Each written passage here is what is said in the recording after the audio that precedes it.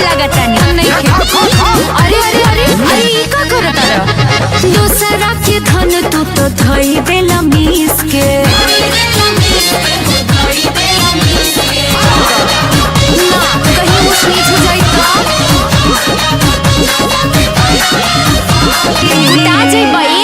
चढ़ जाना पीछा से पिठाइया साली।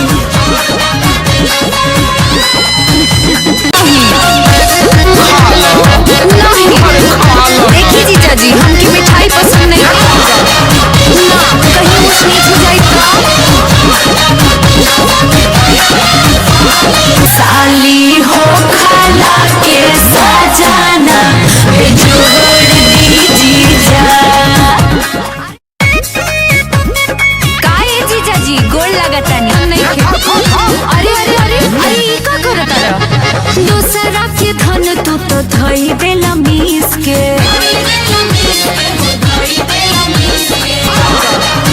ना कहीं ऊंच नीच हो जाई तो।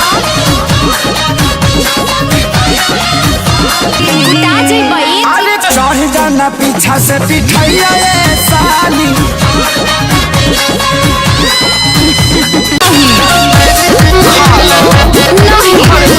देखिए जीजा जी हमकी मिठाई पसंद नहीं ना कहीं ऊंच नीच हो जाई तो।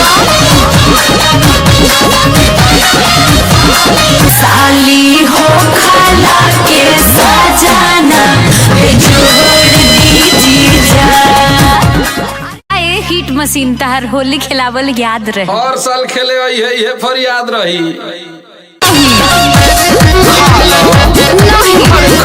देखिए जीजा जी हमकी मिठाई पसंद नहीं ना कहीं ऊंच नीच हो जाई तो। साली हो खाला के सजाना बेजोड़ दी।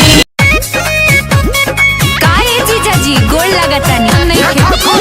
अरे अरे अरे अरे ई का करत रह दूसरा के धन तू तो धई देला मीस के।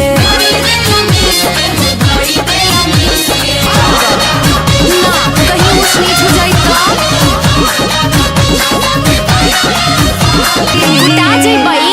चढ़ जाना पीछा से पिठाइया साली।